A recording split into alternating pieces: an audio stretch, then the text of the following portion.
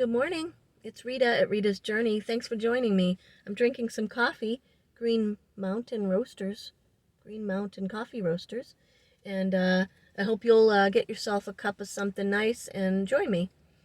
I wanted to talk today about mental illness.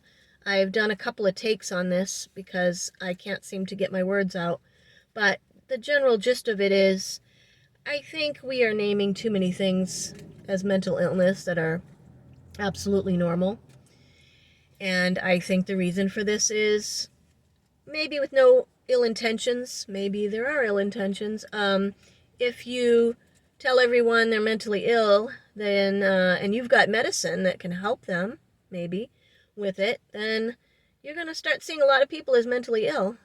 And so, I don't think that everyone that does that is doing it on purpose with devious intent. But I do think we are calling normal behavior mental illness. If half the population has trouble with anxiety, then that's probably just part of being human. Myself, I did have some anxiety, I guess what you call anxiety problems. I didn't even realize it. Maybe you could say I was in denial. I don't know, but I didn't realize like I was making myself late for things because of social anxiety. But I didn't really realize I was doing it for a while. I would arrive on time to something and then sit in my car on my phone, fooling around, reading something or whatever, and then make myself late. And I just started to realize that I was doing that, and I thought, this is because I don't want to go inside. I don't want to be social right now. Now, is that a mental illness? I don't think so. No, I don't think so. I think it's normal. I'm an introvert. That's not a mental illness. Some people just like to be alone more than others, and I'm one of them. I love people, but I do love to be alone also. So anyway, that's just one example of something that could be labeled a mental illness, be medicated, 50 million visits to the psychiatrist and psychologist, therapist, whatever.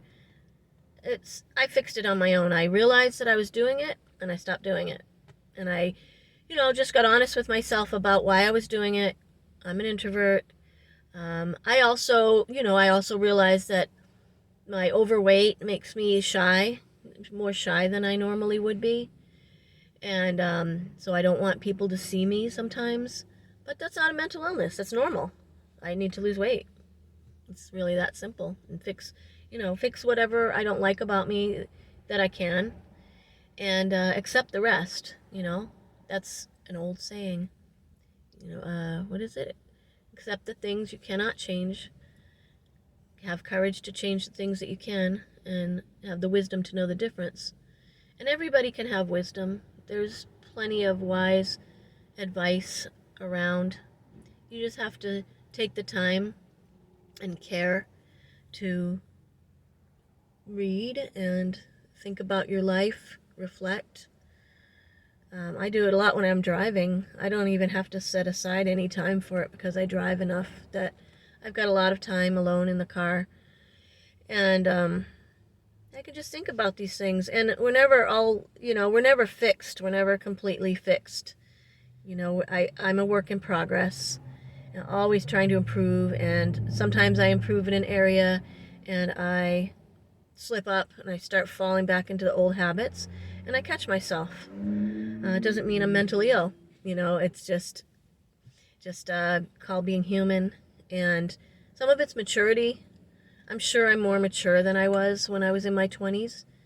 And part of that might be because our hormones are different as we get older. And, when you're in your 20s as a woman, you got like a lot going on. And men too. And, it does make you a little more unstable, possibly, a little less stable than you will be in your older age. But that's normal. That's completely normal. It's been that way since the beginning of time. In case you haven't noticed, I'm not a big fan of medications. I think there are places for them, and I actually have a brother that had Huntington's disease, and pharmaceutical medications seem to help him to have a somewhat normal life as he was dying. He had a slow dying process over a period of years. And the medications helped him to be able to live in his home rather than in a facility, so he got to be with his family. But he needed the medications in lieu of anything better that I know of. There might be something better, but it did help him to be able to live in the home with his family, his children, and have a decent quality of life as he was dying. So I know there are uses for pharmaceutical medications, specifically regarding mental problems, self-regulation problems. Huntington's disease affects all of your systems, mental and physical things, and I know that he needed those medications, but I think most people don't. I think most people just need to have better connections with other humans. If possible, their family would be great, and friends. If they don't have good relationships with their family, then some good friends. Reaching out. A lot of people are very isolated. They don't reach out. They just, I don't know what's in their head, but I have friends that I have to reach out, and they're always glad to hear from me, but they're not reaching out enough, I feel, and that's what makes you happy. To me, is what makes you happy, is having friends, having people you can talk to about good stuff and bad stuff.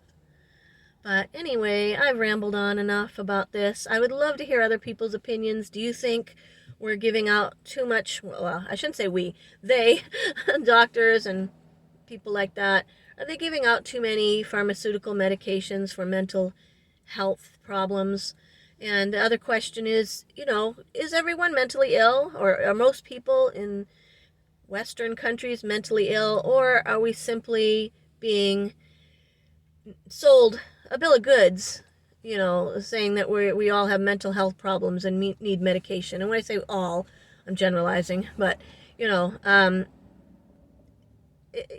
would like to know if you guys think that we are diagnosing mental health problems where there are none. So, love to hear from you. Thanks a lot for being here. Please like and subscribe. Bye.